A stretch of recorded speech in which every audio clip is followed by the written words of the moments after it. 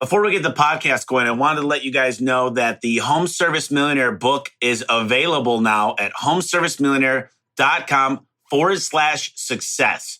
And it's for free. All you got to do is pay for shipping. It's homeservicemillionaire.com/success. And it's a hardcover copy. And I put a lot of extra things in this book. So please be sure to order your book. And I also made it available on audio. Go to homeservicemillionaire.com/audio and download your own audiobook. Thanks. This is the Home Service Expert Podcast with Tommy Mello. Let's talk about bringing in some more money for your home service business. Welcome to the Home Service Expert, where each week, Tommy chats with world-class entrepreneurs and experts in various fields like marketing, sales, hiring, and leadership to find out what's really behind their success in business. Now, your host, the Home Service Millionaire, Tommy Mello. Welcome back to the Home Service Expert. My name's Tommy Mello. Today I have Art Sobczak. And the cool thing about Art is I've known him for a long time. We've been golfing. We've been out several times together. I ran into him the other day. And this guy has a best-selling book. He's the master of cold calling, inside sales, telemarketing. He's a sales trainer for inside sales teams doing cold calling inside sales and account management. He's been doing this since 1983. That's when I was born. He's the founder of Business by Phone Incorporated, 35 years of experience. He's the author of Smart Calling. You guys are going to want to get this book. We're going to talk about it at the end of this podcast. And he's the recipient of the Lifetime Achievement Award from the American Association of Inside Sales Professionals in 2012. So Art, you're local here in Scottsdale. I'm super excited to have you on. How you been doing lately? Doing great, Tommy, and thank you so much for inviting me. This is awesome. I am really pumped to share some great tips with your audience. You know, I always talk about how important the call center is, and I think that it's the one thing that everybody says. I book 90% of the calls. I've heard that now so many times. I book all the calls, and I have a buddy that's only outbound, and he's got an amazing solar company. So I'm so excited because out of all the podcasts I've done, I've had a lot of important big authors, $100 million plus companies. But this one I feel like is something that the audience is going to get so much value out of. So you've done this for 35 years. Tell me a little bit about what brought you into telemarketing and sales and the phone service business. Well, let's go all the way back. Actually, everybody is a born salesperson. I mean, think about it. Kids are the greatest salespeople in the world. And what happens is some people just choose to not make it their profession. I actually did choose to make it my profession because it seems like most of my jobs as I was growing up involved sales in some way. Now, granted, I probably had 50 different jobs going through high school and college. Some of them were manual labor, but it seems like I always gravitated more towards the job where I was selling something, either face to face or over the phone. And over the phone was great because I lived in Omaha, Nebraska, where it gets really hot and humid in the summer and really cold in the winter. And while my other buddies were out working outside somewhere, I was sitting inside in the warm or the cool temperature, just talking and making a lot more money than they were. I realized I was pretty good at it. And as luck would have it, not luck, I mean, I chose it. I decided to take a job in sales right out of college with the old AT&T. And again, that was before you were born. So that was 1982. And I was working in what they called the Bell System Telemarketing Center. And that was back in the day when telemarketing wasn't a bad word. And what we were doing is selling Bell System services through, of course, using the phone, but we were also consulting with people how they could do it themselves. So after about a year of that, I knew that I was always going to have my own business. And as an aside, I actually was going to go into the bathtub refinishing business. So I almost got into the home services business. And I actually had done a business plan for that my senior year in college. And got an A+ on it and decided I probably need to go out and maybe make some money in corporate life before I did that. And then decided to start a business in sales and consulting as opposed to the bathtub refinishing, which, by the way, I sold that business plan to a friend of mine who actually did start the business and did pretty well at it and sold the company. So there's kind of the long answer to a short question. You know, when I think about outbound calling, someone asked me yesterday, what's your favorite movie? And right out of my mouth said Wolf of Wall Street. And it's like the newest claim to fame movie. And, it's a pretty cool movie, but you can make so much money. I looked at this pyramid art the other day and it said 3% of people are actually looking for your service, but the next pyramid down was 7% and then 20%. And then there was other ones that aren't interested. But when you're outbound calling, you're not necessarily looking for somebody ready for your service, but you could sell it on them. And I think that we miss the bus when we're not doing outbound calls. And I'm just so excited to hear that we're able to bring 27 is 9 times more than 3%, right? We're doing 9 times more to get those customers coming in. It's a bigger pool of people. And that's why I'm so excited to hear about this. So tell me a little bit about what works with you with sales and why or why not. What did you want to work with in sales, and how did you get into this business? I mean, I know you started at AT&T, but just it seems like 35 years you developed so much and helped so many companies out with it, with smart calling and everything. Yeah, well, the way it started is that made a lot of mistakes to begin with, like a lot of people do when they're young and naive and they're going to start a company. And my partner and I decided that we could go out and do what we were doing for AT&T and do it on our own. What we didn't realize is we didn't have the huge budget that AT&T did to go out and generate leads and get people to contact us for consulting services. And again, went out and made every mistake in the book, including renting office space, buying office furniture, and taking on a ton of overhead without any revenue coming in. So there's a business 101. I don't know how I missed that in college. So made that mistake. But then through hard work and persistence and cold calling at the time, we brought in some clients and started bringing in some revenue. And my partner decided that he wanted to go and be a lawyer, which he did. But I stayed with the business and decided that I was just going to make it work. It was kind of tough the first couple of years, and decided that I needed to have some forms of recurring revenue in addition to consulting and training, where essentially you're selling your time. And people in the home services business, this because when you can sell your service contracts and get that recurring revenue in, it's a lot better than just going out and getting paid by the job. So we created products, we created membership programs. When I say we, it was me. A newsletter and all kinds of things to have a real business, as opposed to just being a highly paid speaker, which I am. And those are great. I love to do that, but it's also good to have the recurring business come in as well. So actually today, I know you want to talk about outbound, but I'd like to talk about inbound, outbound, and really everything to do with sales, because there's so much for home service people out there, professionals, to do that can help you. I mean, really skim the cream and take advantage of the business that is presented to you each and every day. So, where should we start? Well, I think most of us have the number one problem, and there's twofold, is the technology to actually know the score.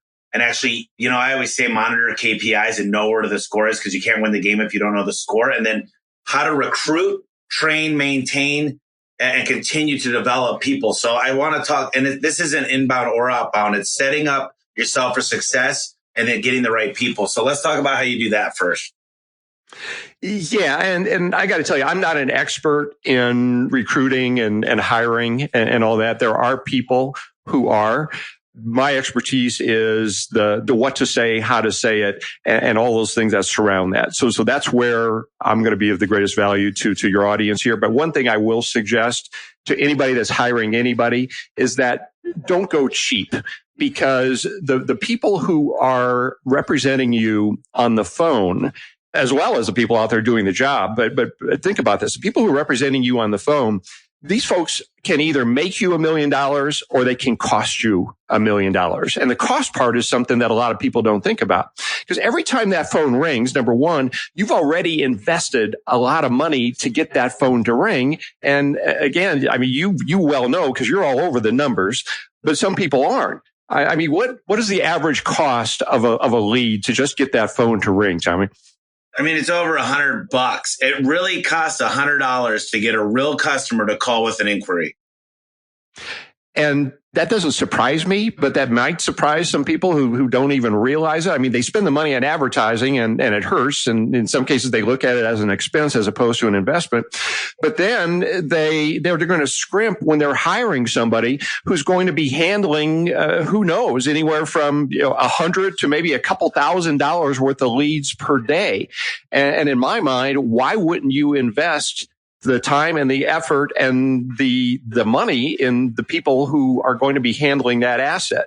Now, in addition to that, what you want to make sure you do is that you've got the process in place and the training for those folks to execute your plan. And I truly mean a process. And again, I'm so impressed with what you do. And actually, full disclosure and transparency here, I picked up a copy of your book to skim it before I came on. I mean, I know you, but I just picked up a copy of the book because I wanted to be a little bit conversant in what you're doing there. And I sat down, I actually laid down about 9 o'clock the other night, and I was going to skim it. And then I found myself at about midnight having gone through the whole thing.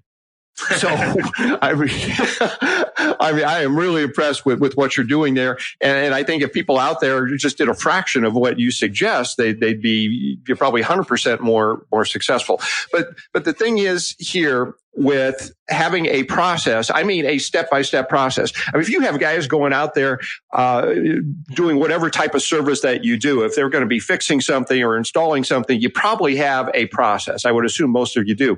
But why in the world wouldn't you have a process for handling that incoming phone call so that you're going to maximize whatever your the potential and the objective for that call? And I would say the objective for every single call is to book the appointment or the sale, depending on what you're selling and what your service is. And there should be a very defined process from the greeting and the attitude with the greeting, the questioning, how you're collecting the information, the ask for the next step, whether it be again the sale itself or the appointment, and then what happens afterward as far as the follow up, what goes into the CRM system, how is communicated to your people out in the field. That needs to be defined step by step by step, because otherwise, people might be doing their own thing. Again, be like sending somebody out to a job saying, yeah, just go do whatever you think, whatever you feel like today.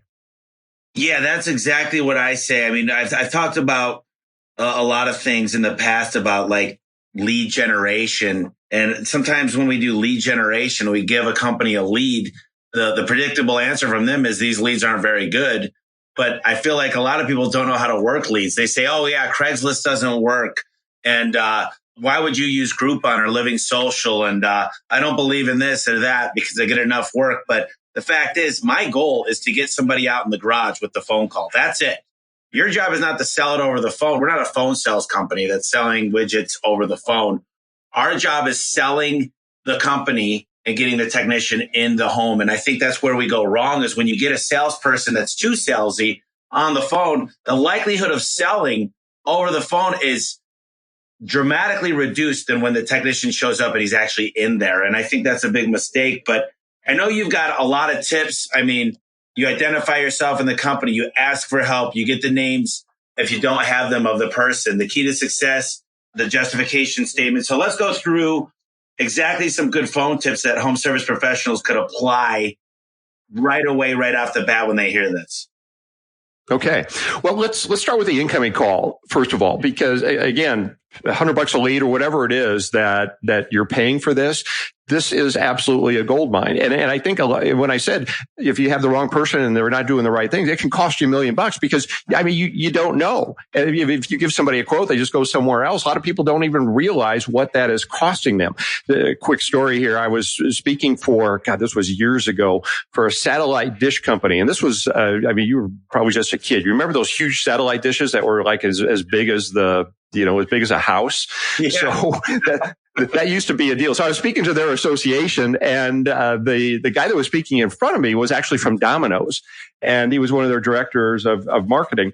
And of course, I was familiar with the concept of lifetime value of a customer, but these guys took it a step further. He said, when we have people answering the phone, they are trained that they're just not taking a $7 or $8 pizza order. They're talking to a $6,000 customer, because we've determined that a customer is going to be worth $6,000 to us over their lifetime. So we ingrain that in their mind. We put that up in front of them.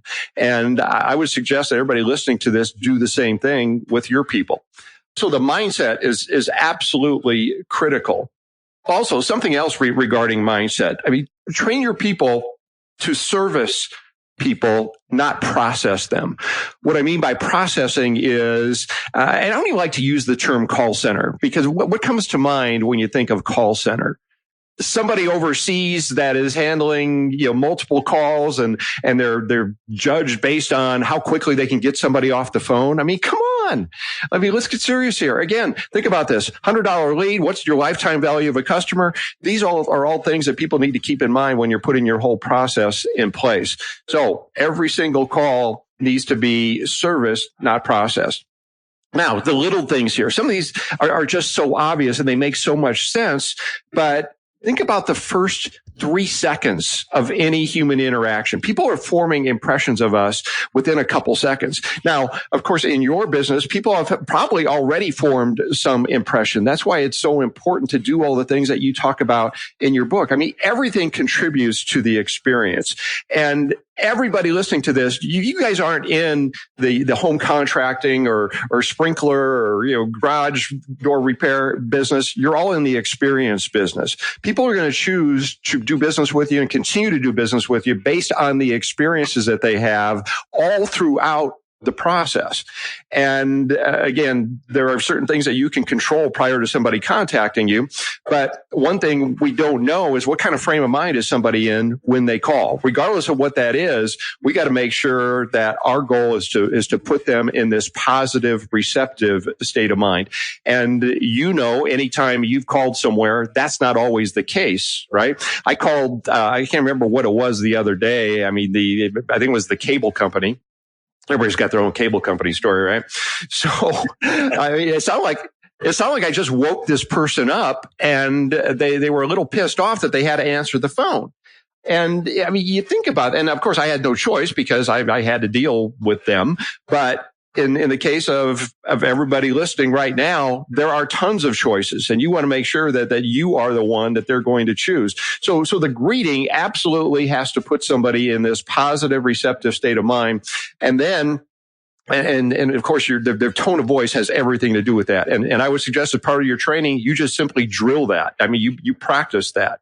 Then you go into the next step in your process, whatever that might be. And I know your goal is not to sell. I just use that in general. So let's take, for example, our goal is to get the appointment here. So I would have a process for that. And I know you have a process. Your goal is to get somebody out there, not to quote over the phone. If you absolutely have to, you know that you have to get their information. I'd want to get their information anyway, right at the beginning. So a little tip here is after they call, you answer, you have a great greeting. They're going to say why they called. And then right there and then you let them know, glad you called. I will be able to help you with that. I will certainly be able to help you with that, whatever the form of that is. So I'm giving them some satisfaction. You're in the right place. Thank you. I'm glad you called. So now it's kind of like, oh, okay. Tell me, here's another exercise I do with companies that handle incoming calls in any business. And that is this. Let's think about all the various frames of mind somebody is in when they call. Because, I mean, think about it. Depending on the type of business that you're in, might be an emergency, right? Maybe somebody's hot water heater just broke and they're up to their ankles in water. Maybe somebody just needs their house painted and it got to the point where the spouse finally said, well, you get off your ass and get this, find somebody to get the house painted. Okay. Maybe somebody has a leaky roof and it finally got to the point where now they're seeing water stains on the ceiling. So all these various frames of mind, we can't control, but we want to find out what frame of mind are they in, because we're going to be able to have an effect on that. All right. So the next step will be, after you let them know I'm going to help you, is I like to identify myself again. Say, by the way, again, my name is Art. Your name is? Okay, get their name and say, great. And if you have caller ID, I like to verify their phone number just in case we're disconnected. I want to make sure I got the number. Is it okay? Or if you don't have caller ID, if it doesn't show up, just get their number. And what we've done there is I've justified why I'm asking. Okay, just in case we disconnected, I want to make sure I get your number. And here's another thing too. And I would just slide this in. Oh, and after they give you the number, and your email is okay. Now, of course, why do we want that? Because if you're a savvy marketer like you are, you know that now we have their email address. Once I have their email address, now I'm able to stay in contact with them. So now what I want to do, and this is huge, we want to get them talking about why they called. What's their why? So it could be as simple as, so tell me about your roof. So tell me a little bit more about that. And then here's the big one. Shut the hell up. Let them go. And this is where the sale is made. Now, everybody has built-in sales resistance. I mean, even I do. It's the greatest profession in the world, but I have sales resistance because human nature says nobody wants to be sold. And if we ever even get the feeling that somebody's close to trying to pitch us or sell us something, we're defensive. And matter of fact, many people who call might already have those defense barriers up. So we've got to do whatever we can to get them to lower those. And again, we're doing that right from the beginning with the greeting, putting them at ease, putting them in this friendly frame. And by the way, use friend voice, not monotone voice or not pitch voice or corporate voice or I'm handling my 20th call of the day voice. Okay. Pretend like you're talking to a friend. And again, so let's get back to the questioning. I don't care what anybody sells. People will sell themselves if you ask the right questions and you get out of the way and let them answer. Okay. And I don't care what their situation is. If it's an emergency or if they're just looking, let them talk. But then you want to ask questions based on what they just said to go a little bit deeper. I always tell people in sales, we are in the state of mind business. When I can move somebody more into a state of mind where they're thinking about their need or their pain or their problem or their desire, what they actually want, they're going to be in a much better situation and frame of mind to accept my recommendation. And in this case, it's the appointment. And not the appointment per se, because an appointment people can resist. It's somebody to come out there to take a look, to help identify the situation, to make the best recommendation for what they want.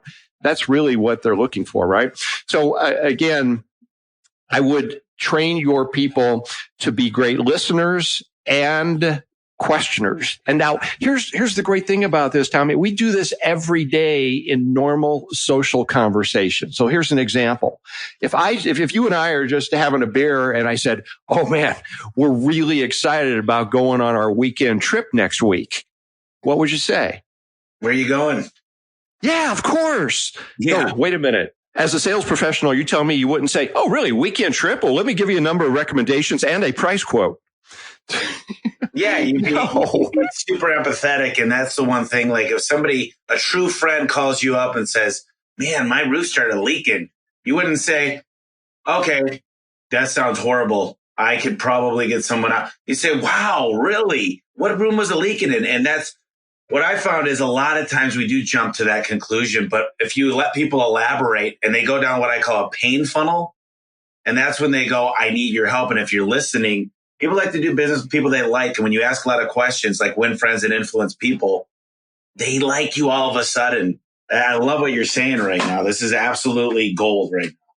Yeah, absolutely. Yeah, what you said about Carnegie, absolutely. Because people, what's people's favorite subject, right? Themselves.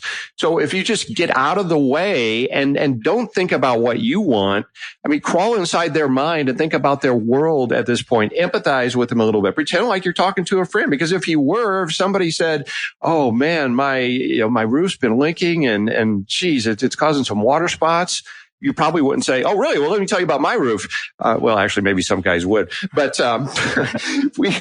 we want to embellish the pain as bad as that might seem to some people. And some people might say, well, that's being manipulative. No, it's not. It's just getting them talking about what they want to talk about. So in my workshops and seminars, I actually kind of joke about this, but I tell people, I say, okay, now what we're going to do is we're going to go into the advanced level of questioning. All right. This is pretty ninja stuff. This is high level. It actually should require a permit. Okay. Are you ready for this? Here's how it goes. You ask a question.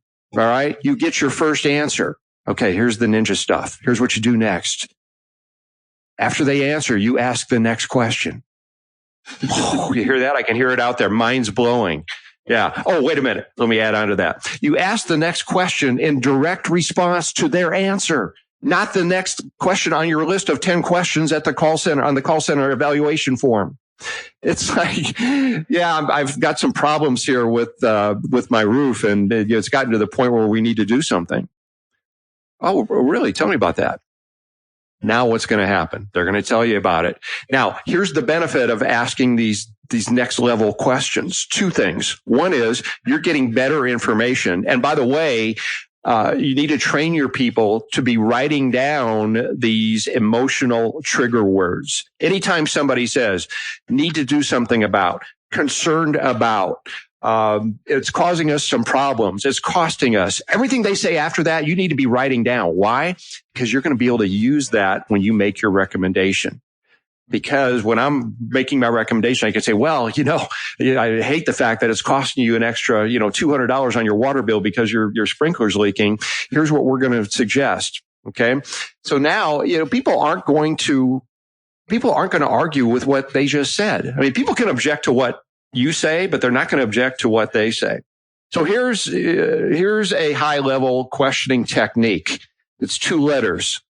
Oh. Yeah, we've really got we've got a problem here with our plumbing. Oh, really? Yeah. Wow. That's some tough stuff, isn't it? Well, it's pretty simple when we're thinking about it. So that's why I go back to the mindset. It's like, just getting people to be themselves and be curious and picture an iceberg out in the water. I mean, we might have had some here in Arizona last week, but they're gone now. But if you picture an iceberg out in the water, what you see is just the tip, right? What we don't see is what this huge, massive ice below the water level.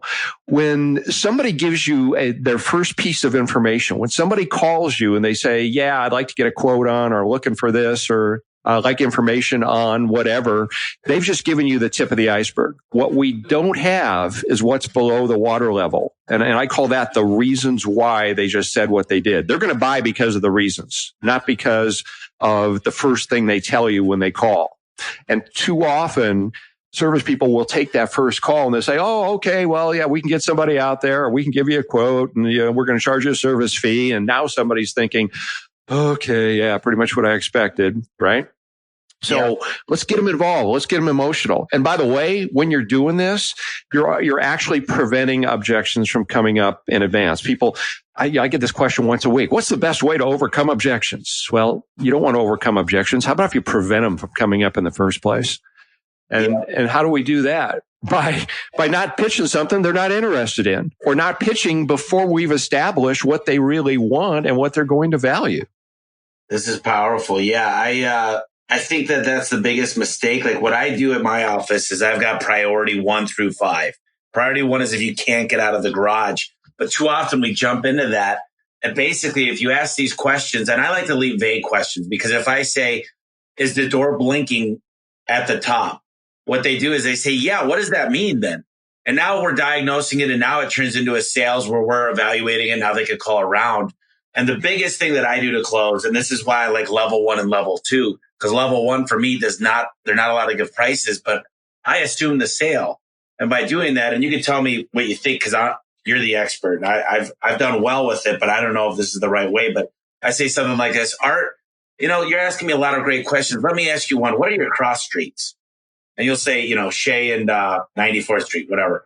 And I'll say, okay, listen, Art, you're in luck. Because I've got a guy, you told me you couldn't get out. I've got a guy out there. He can get there today between 10 and 12. I could have him come by. He's one of my lead technicians. Come take a look, tell you what's going on. If you like what he has to say, They'll have the stuff on the truck. If not, I'll tell you what's going on and send him on his way. How does that sound?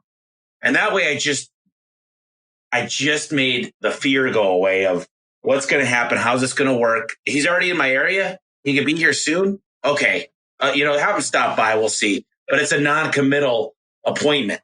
Is that right? Because that's something I train my people on. And I don't know. I don't have all the acronyms and the things that you're doing, like that I've looked at your book and, the social engineering and stuff. Well, no, I mean, for what you're doing, I think that is freaking brilliant. And what you did there, and actually, let me just break that down from my perspective. What you did there is you got somebody's mind off the technical part of it, because maybe or maybe not, they know something about their garage door opener and the mechanics behind it. Right. And the worst part is if somebody thinks they know, but they really don't know. Right. So you want to get them out of that frame of mind as quickly as possible, because really the main thing they want is they want to get out of their garage. Right. And what you've just done is a pattern interrupt, which is they're thinking one way. And you said, man, I'll tell you what, you're in luck. I've got a guy. And then you're going into solving the problem of what he really wants, and you're closing at the same time, and you're not making it sound salesy, and you're just going down that path. So I think that is absolutely brilliant. And the thing is if you've asked the questions prior to that, where you got them talking about the pain, they can't get out, and man, I've got an appointment, tonight, and and you've got them all worked up, and now you're giving the solution. Yeah, why wouldn't they do it, right? What do you think they're going to say? Oh, really? Well, let me make 3 more calls to, what I found here on Yelp.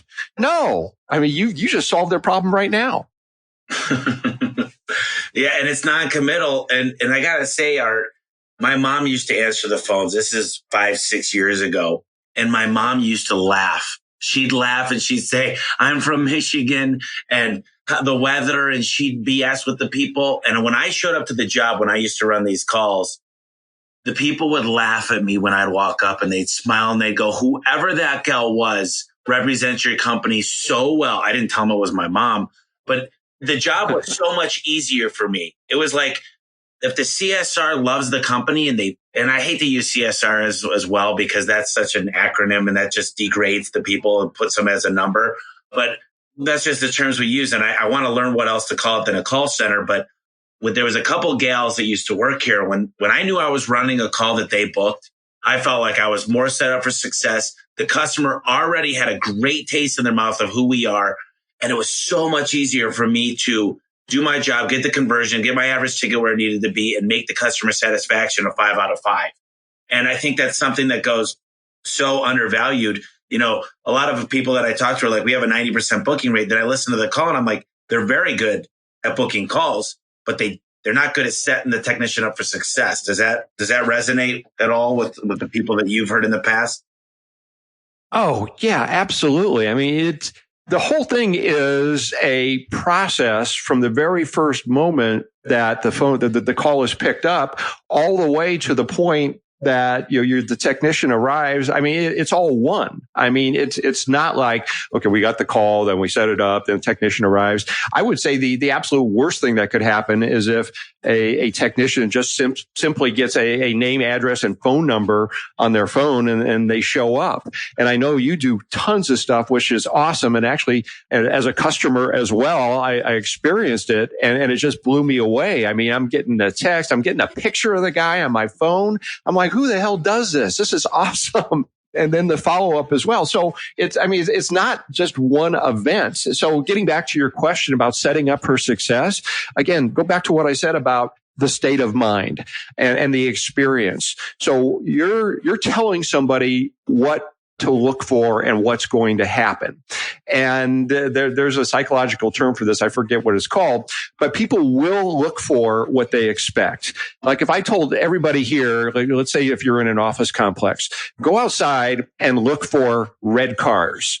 Well, you go outside and you look in the parking lot, all of a sudden you're going to start counting the red cars. But let's say instead I said, go out in the parking lot and just see what you see and then come back in, and everybody would have a different answer, because you're just going out there and you're leaving it to your own devices. So if we just say, okay, guys are going to show up between 10 and 2, they don't know what's going to happen. Melvin might show up, right? Yeah. But if you say, here's what's going to happen next, like you suggested. So we're pre-framing it, setting them up for success. I love that. So it's a team effort. And again, this should all be part of a process, which I know you do as well. So again, brilliant. Yeah. What do you do? Okay. So certain people want technical. Certain people, they're called the C-type personality, right? Like I've done my homework.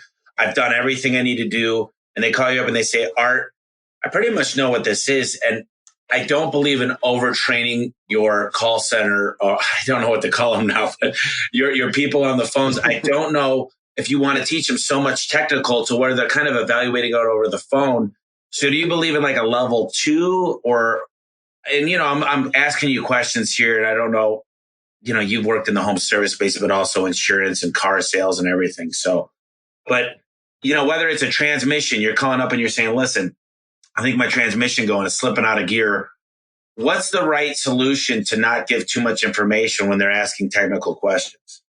And that's a great question. And actually, I had something similar last week. I was working with a company that sells high-level database software, and they compete with Oracle. And they have people on the phone. They call them customer success representatives. And occasionally, they're talking to a tech person who wants to get into the weeds about, the code and JavaScript and all this. And what we were talking about is, and again, their goal is similar to yours. They just wanted to get somebody on a demo call with somebody who is a little bit more technical and get that commitment. And again, I've worked with a number of companies, similar situation. So here's the process. Number one, let that person talk, because here's the thing. What's going on psychologically with them? In many cases, they want to show you how smart they are, right? Oh, yeah.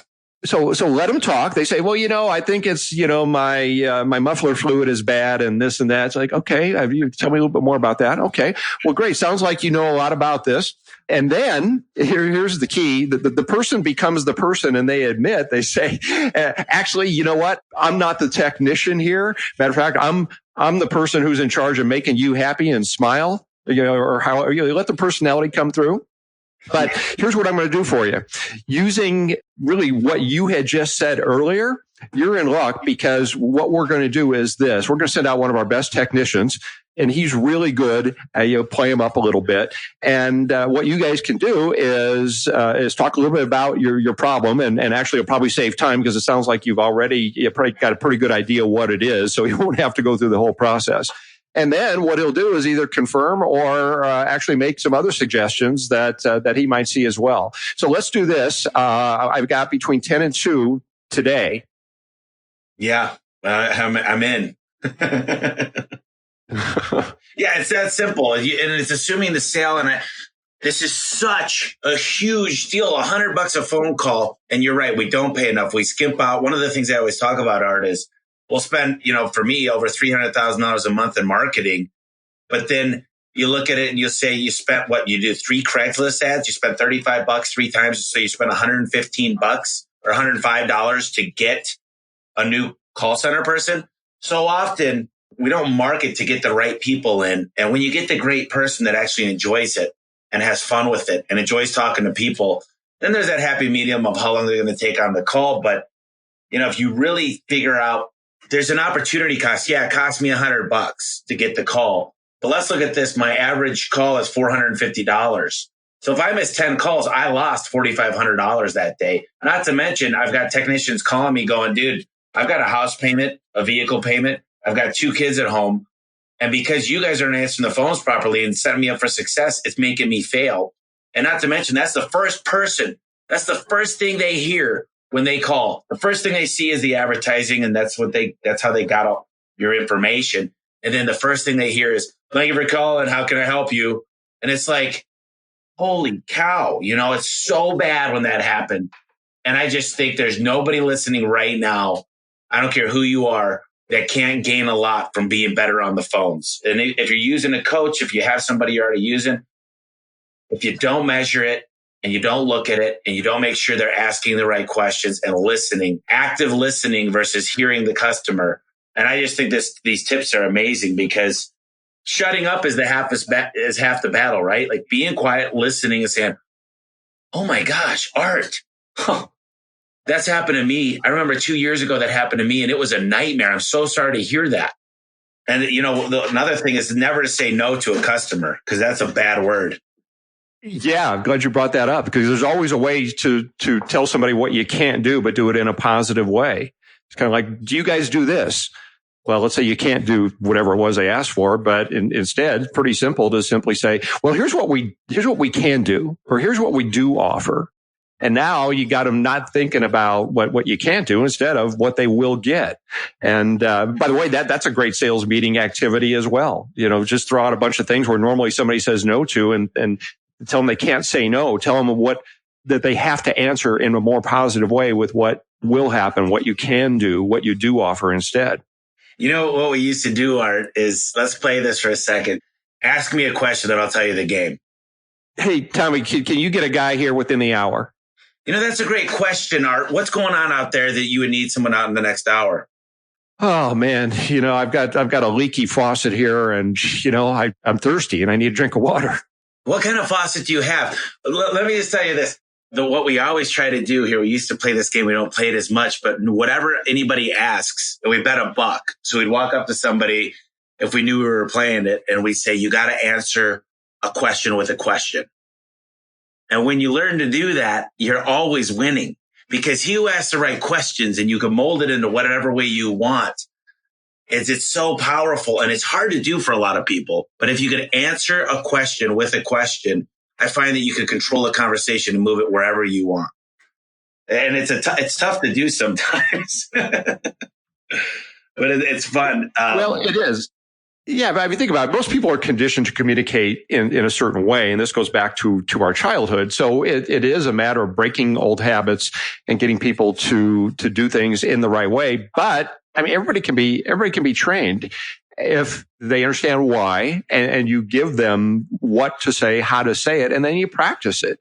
And I mean, it works. Some people say, oh, that person's a born salesperson. Well, nobody's a born salesperson any more than somebody's a born airline pilot. Granted, somebody might have a personality that is more conditioned to having them be successful in sales, but anybody can learn the words if they have the right attitude. And the attitude is really important. So anybody listening to this, when you're hiring, make sure that you're hiring the right attitude. People who care, people who have demonstrated in the past that they care, somebody that can really take ownership. Because you can teach them the mechanics. The mechanics are the words, but the attitude, the mindset has got to be there. I was at Quick Trip, which those of you that are not from Arizona, Quick Trip is a gas station / store. You can pretty much get anything. They got pizza. They got all this good stuff. And they always work two sides. So your left and right, they got one POS system to run everybody up, but they're super, super great. And I walked in there yesterday and they start out at $11 an hour. And I asked the guy, his name was Nathan. I said, Nathan, I want to tell you, I'm so absolutely impressed by every single person that works here. I'm just curious. Do you guys have like some type of system you gotta, because I see somebody cleaning while somebody's on the register, while somebody's cooking. And he said, the one thing I can tell you is we do a lot of secret shoppers. We always get a lot of secret shoppers through here. Number one. Number two is the interview process was very vigorous. We had to take some math questions. They asked us a lot of personal details, which you could only ask certain things. But they said, tell me a little bit about your past boss. So I asked them for about 5 minutes. I got to talk to him. And what was crazy is he said they really only hire on personality. We all drive to be number one. We're always focused on impressing the customer. And I said, listen, I'm not a secret shopper, but you absolutely impressed the crap out of me with that answer. And I said, if you're ever looking for a job, I'm right next door and I'll give you a career. And there's a lot of opportunity. But the point is not about recruiting him, but what he said about the interview process. And I came back into my office going, we need to have a more vigorous process. And I think that a lot of times we hire out of desperateness. We say, okay, we need somebody. We got to fill the void. And then we go down this rabbit hole of just last minute hires rather than always looking for somebody good. I can make a spot for anybody right now if they're absolutely amazing. And I think that's where we make mistakes in the call center. And it adds up, Art. I mean, I've done the math and I'm going, I was talking to my call center manager earlier, or my customer success manager is what I'm going to start saying. Then I said, I don't care what has to happen, but we need to get above 80% every day. And I think that that's realistic. What do you think when a customer calls in for your service is a realistic expectation, Art? I mean, really realistic of opportunities, not of just solicitors and stuff. What's a fair booking rate on an inbound call? Well, I'm going to bail out on that question because I'm always leery when I see percentages of anything that aren't educated and tailored specifically to the business. I mean, I see them all the time. Like maybe you've seen this before. It takes an average of 7 attempts, or somebody has to say no 7 times before you're going to get a yes. I mean, that's all crap unless it relates specifically to your business. But here's a number I will give you. Every single call that comes in, I would have the expectation of closing 100% of them. Here's why. If they called you for a reason, right? I mean, that's the big bonus of handling incoming calls. And that's why they should be treated like gold with people. And I love what you said about people who are looking at this as a career, not a call center job. If you're going out and you're hiring call center people, what are you going to get? People who have worked in call centers before. And what's their experience? Handling 1,000 calls and reading a script and all that. No, I'm looking for the person like you saw on the Quick Trip who's taken ownership here. So again, I wish I could give you a number, but I would start at 100% and then we go down. And then whatever the number is, I would want to diagnose what's happening to the ones that we're not getting. And here's a problem I see and I work mostly business to business. And here's a big problem I see in the business to business arena with sales and incoming or outgoing calls in general. And that is managers just manage by the numbers when it comes to sales. And sales is not just a numbers game. It's a quality game. We use numbers. We have to have numbers. We have to have the KPIs, but basically that measures the performance. But to get better performance, I'm not going to say you need to make more calls, place more calls, receive more calls, handle them faster. I want to figure out what's going on that call that's causing us to not hit 80%. And that means listening to the calls, talking to the rep, coaching them.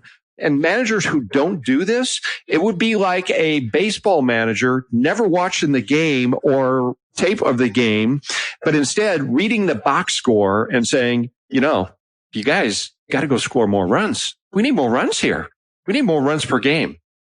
I feel like a lot of times we get in the weeds and we start taking calls as managers. We're busy, and rather than working, you've heard this cliche, working on the business and coaching, we say, if I'm not here helping out, we're going to miss 5 calls. But then you realize one thing, and this is the biggest mistake I see managers make, is if you took the time and realized you could miss those calls, but you need to hire more people. And you know what? This is the biggest thing I see, Art, and this is huge, is interdepartment communication. If you're not able to book calls at a certain time, talk to the marketing company, the marketing business, or that unit of the business to say, this time we get swamped. Maybe we should stop doing so many zones of Valpak because we get swamped the first week. Maybe a little bit less zones. Maybe we can turn down our pay-per-click a little bit. And then you talk to the dispatch team and you say, listen, what openings do we have? Well, we never have openings here. So one of the things you do is you work with what I call my service manager. And I say, dude, we need more guys on the weekends because we're not booking calls. And it's not our customer success representative's fault. It's because we don't have any openings here. And a lot of the times the call center gets blamed for everything, but we don't realize advertising's affecting it. The dispatchers are affecting it. The service technicians there's no availability on maybe a Sunday. And the communication with the interdepartments is a failed entity in a whole. And I find that it's so easy to point to the call center for mistakes, isn't it? Well, yeah, and that's something that I'm not that familiar with, but as you're describing it, I mean, it makes perfect sense. It sounds to me like you're putting together the pieces of the puzzle and you're just simply making sure that you've got the resources in all the different areas, and everything is working in a nice cadence. And if you're blaming the call center on this, it's like, boy, that's pretty short-sighted. Well, it happens so easily to point the blame. And another thing I find is that, and you could probably attest to this one, Art, is we need more people. We need more people in here. And it's all the time. It's like people, if we add enough people, that's going to solve the problem. And I just don't think that that's a real solution all the time. Yeah, if we're really understaffed, of course it's a problem. But what I find is people are like, we need to add more people. But I'm like, you only took 7 calls today. You don't need more people. You need to get your people to stop taking breaks, to make sure they're not on their phones. And you need to manage. I walked in a call center one time and this guy was standing up the whole time. There was only 9 call center representatives, and he walked around and he was listening to every call actively. I didn't see him sit one time, and I was there for 2 hours. I was looking through him through a conference window. He didn't even know I was watching, but I was like, holy cow. And then everybody thinks money motivates everybody, but that's not the number one motivator. And acknowledgement, saying great job, pat him on the back, tell him if you get all this right, we'll have a pizza party on Friday. And feeling actually appreciated. Have you ever read the book, Art, The 5 Love Languages? Oh, yeah. I mean, do you think that stuff applies at work? Well, you can get in trouble. Yeah, absolutely. But I mean, you mean affection just means, Art. I was listening to that call, and I got to tell you, you handled that call so professionally. I want to play that call in front of everybody later today, because it's guys like you that make this company a better place to work for. And you're the troops on the ground, man. And I didn't tell you, and I don't probably tell you this enough, but I really appreciate you. And I'm so glad you work for this company. And without a guy like you and more guys like you in this, we'd be a failure. So really appreciate that. And by the way, I know your year anniversary is coming up. I'm going to buy you some movie tickets, and let me know if you need anything else. Do you know how far that goes? Oh, absolutely. And here's another thing too. I mean, I love all that stuff, and that is certainly important. And going back to the whole love languages thing, that whole thing is based on understanding the other person and how do they want to be communicated with, and what do they appreciate the most. And again, I'm not an expert in hiring. I actually work with a company that does all this, and they do what's called values testing, not personality testing, because people are going to produce based on what they value, not what their personality is. So anyway, if I'm a hiring manager, I absolutely want to make sure that whenever I hire somebody, I understand what really do they value and what motivates them. Certainly money, everybody wants money, and it's going to go a long way, and that should be a part of it. But yeah, how much, I mean, is somebody a person that really needs the adulation and being part of a team and all those things? And if so, I'm going to give that person more of that, because that's what's going to make them tick. That's the reason for showing up every day. Yeah, absolutely. And there's so much that goes into this. And again, I hope if people get just one thing out of this, hopefully you got a lot out of it. But I mean, your people are gold. I mean, they're handling your bank account, and they're going to be the difference between whether you're making a ton of money or you're losing a ton of money that you may not even realize. You're pretty passionate about that, but I mean, it's absolutely key. Let me ask you a few more. I know we're running out of time here. You talk a lot. I think scripts are important. I think people need to know what to ask and when, but when's a good time you shouldn't stick to the script? When's a good time to teach people to kind of go with the flow? Well, here's the thing. I mean, I got a whole rant on this thing called script.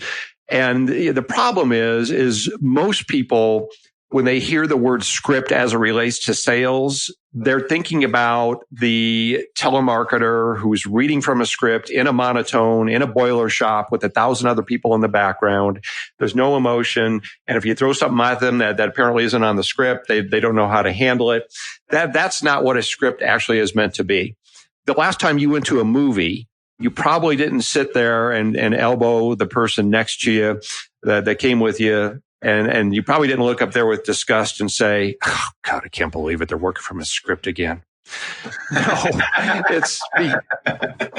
I love that. What is a script? A script is the proper combination of words to use in a given situation that's going to elicit the audience response that we're looking for. Now, in many cases, where what we're going to say is not dependent on what they say, it should be totally scripted, such as the greeting. Somebody, you pick up the phone, you're going to say pretty much the same thing based on what you know works. Okay. And then at certain points in the call, I'm going to have some word for word things that I say. Now that is scripted, but here's the thing. It should never sound like you have something prepared in front of you or that, you've got it memorized. It should sound like the first time you ever said it. So in other words, you're delivering the lines just like the actor would. And for a lot of people, if we've been doing this for a long time, our script is internalized. Not to say that we may not, tweak it here or there. But the thing is, in what everybody listening to this is doing is that for the most part, everything that we're going to say is going to be dependent on what the customer or the prospect says. Now, with that said, it should still follow the process. So again, my sales process, you've got the opening, you've got the discovery, the questions, I've got the recommendation, I've got the commitment phase. Now in each one of those, I'm going to have a series of words and phrases and questions that people can be using, best practices. But I mean, you obviously can't script out the entire call. Not to say it shouldn't be totally prepared and drilled. And I mean, here's the key to being smooth, Tommy. And you know this because you're smooth and you get on a call with somebody and when you have an employee around you, they're going, "Oh my God, I wish I was that good." Well, the thing is, the reason you were good is that you were unsmooth first, right? We were not always this smooth. We practiced, and it comes through a lot of experience and drilling. And also every call is a learning experience. I would suggest two things for everybody who ever handles a phone call, inbound or outbound. After the call, you sit down and you ask yourself two questions. What did I like about that call? Because what gets rewarded gets repeated, even if we're rewarding ourselves. And then the second question is, what will I do differently next time that I get the same situation? So, I mean, think about that. You can get a graduate degree in handling calls or placing calls just by asking yourself that question. It doesn't need to take a lot of time. It can take 30 seconds.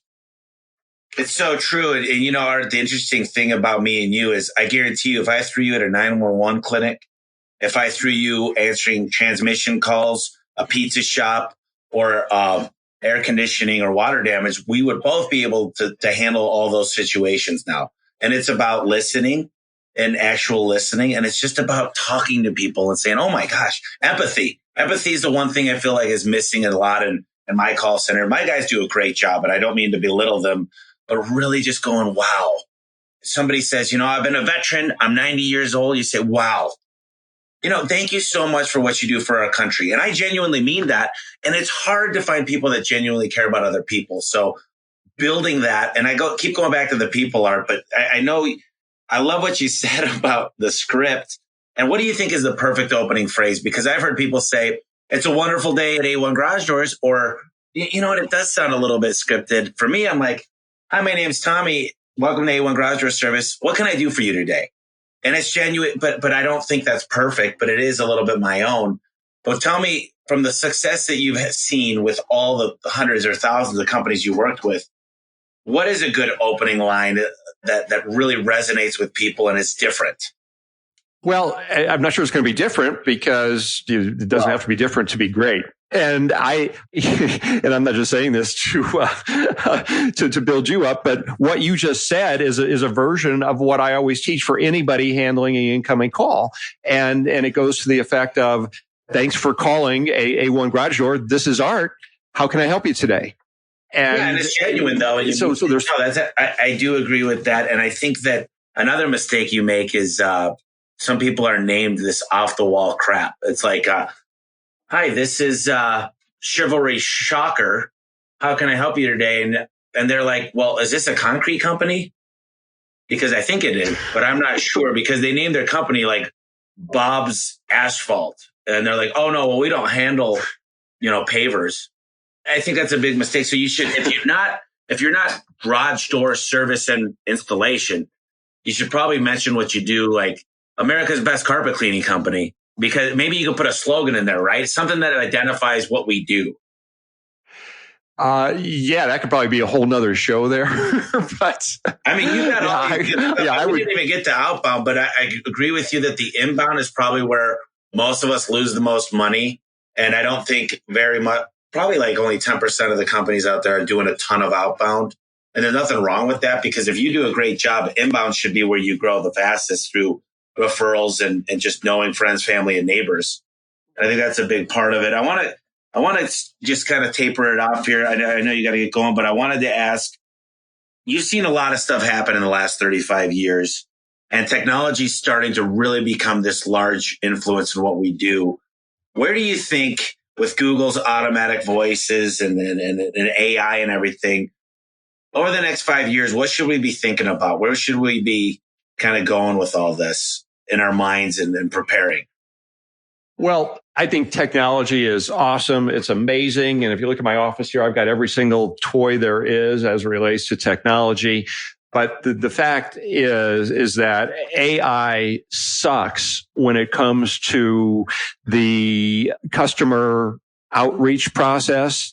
And I'm primarily there talking about business to business, where somebody is actually reaching out to a prospect or customer the first time, and or servicing a customer. I mean, how many people say, "Oh man, it was just awesome. I called up to get service today and I got a bot.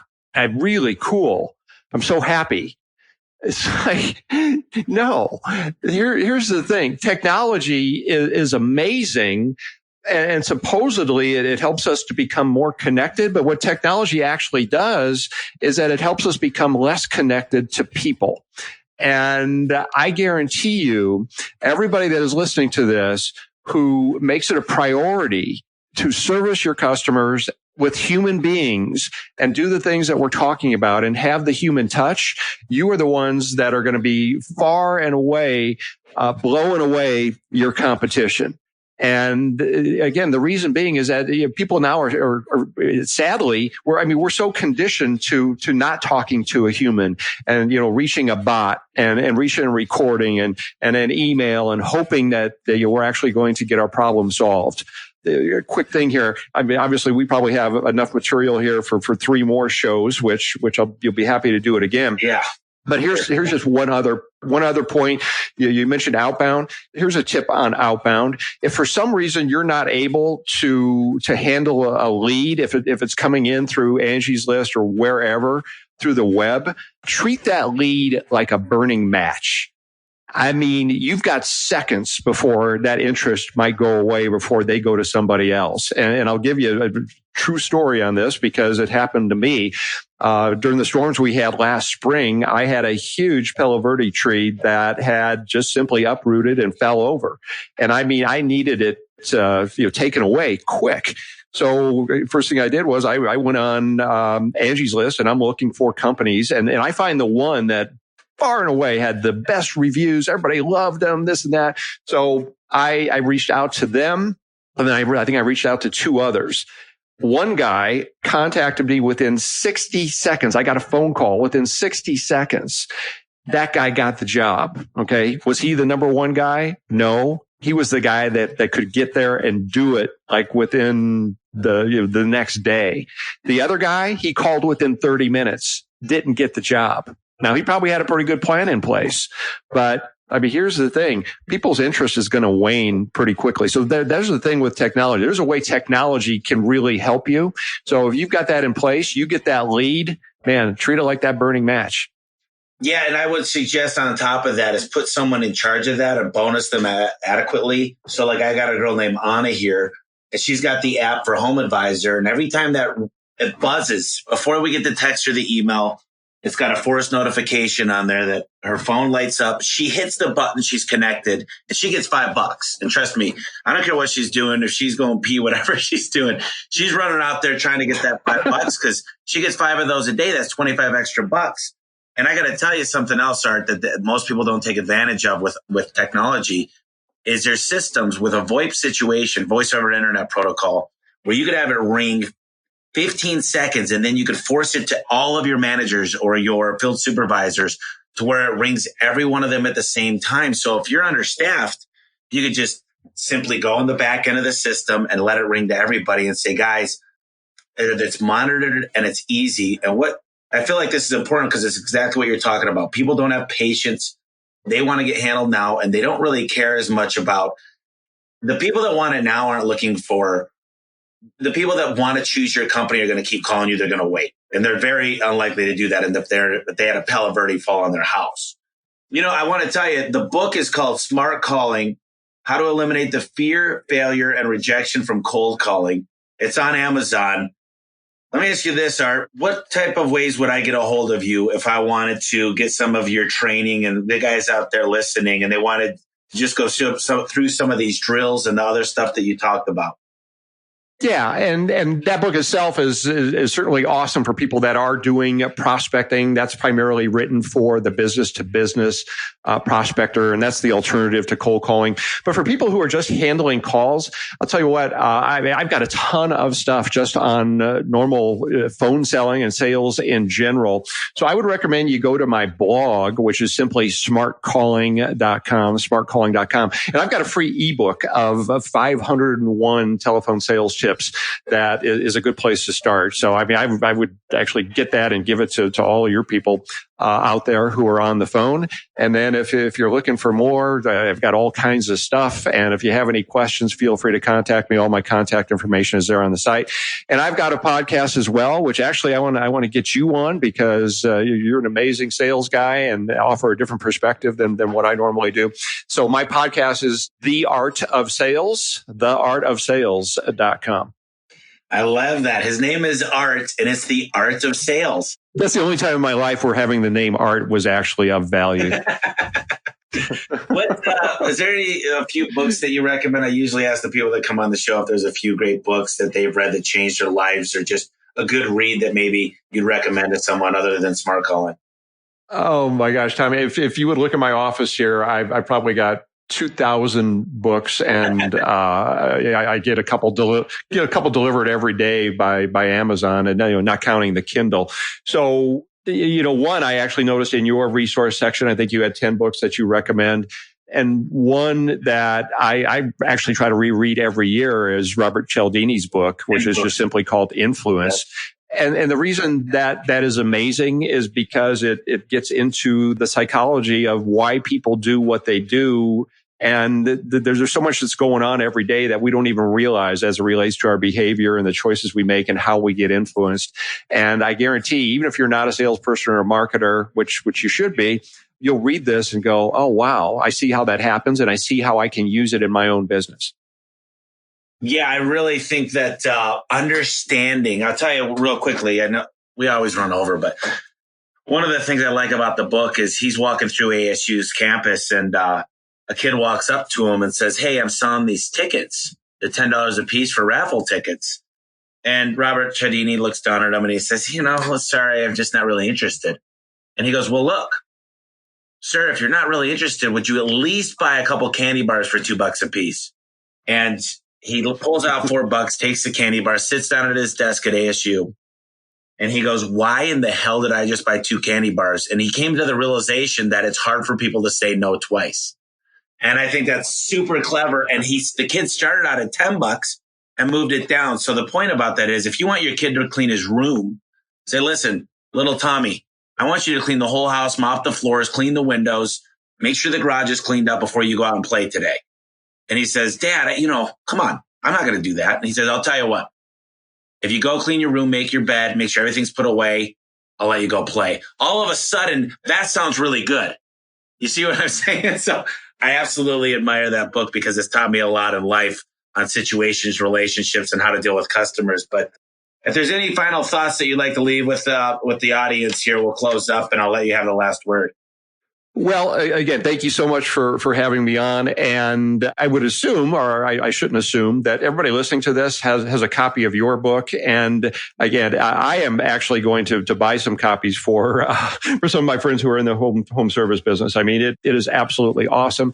Everything we talked about here today really is congruent with what you teach and what you do. And I would encourage you all that have the mindset of you are an experience business. You are a sales business. Every single moment of truth that you have is something that can either make you money or cost you money. And do not scrimp on the moments of truth where you actually have a human interacting with a prospect or a customer, because it's pretty likely that they are going to buy from someone. And why shouldn't it be from you? And also, by the way, not everybody buys just on price. People buy on what they feel is the best value, and they determine what the value is. You don't. And it's not always the lowest price. Oh, preacher, brother. That's all I say. I want to tell you guys something, one last thought on my end. And even though I said that, I always do this, but Art is an amazing guy. I bumped into this guy a year ago at the spring training game, and he goes, Tommy, big smile. He's laughing. He goes, I used your company. The best experience. I already left you a review. Everything was perfect. And then we bumped into him and his son, and his son's a comedian, and he's always smiling. He's always happy. And if you get the chance to work with him or talk to him or just associate yourself with him, read his book, get his tips, go to that website. Art, I can't tell you enough. You mean a lot to me, and I appreciate every minute that I get to spend with you. So thank you so much. Tommy, thank you. I mean, the pleasure and the honor is mine, and let's do it again. And I'm gonna have you on my podcast as well. I appreciate it, my friend. Well, say hi to everybody. I love your family as well. So, thank you again, man. All right, thanks, brother. Hey guys, I really appreciate you tuning into the podcast. I wanted to let you know that my book is available right now on Amazon. It's called The Home Service Millionaire. That's homeservicemillionaire.com. Just go to the website. It'll show you exactly where and how to buy the book. I poured 2 years of knowledge into this book, and I had 12 contributors. Everybody from the COO at Home Advisor to the CEO of Valpak, and of course, Ara, the CEO of Service Titan. It tells you how to have the right mindset and become a millionaire and think like a millionaire.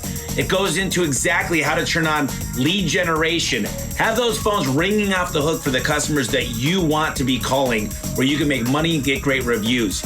It also goes into simple things like how to attract A players. Listen, if you want a great apple pie, you need to buy good apples, and you need to know where to buy those apples. And it also talks about simple things like knowing how to keep the score. You should have your financial check every week. You should know exactly what's coming in and out of your account. You should know when to cut advertising that's not working. And more than anything, you should know how to cut employees that aren't making it for you. Listen, you might have a big heart, but this book is going to show you how to make decisions built on numbers. I hope you pick up the book, and I really appreciate everything. I hope you're having a great day. Tune in next week. Thank you.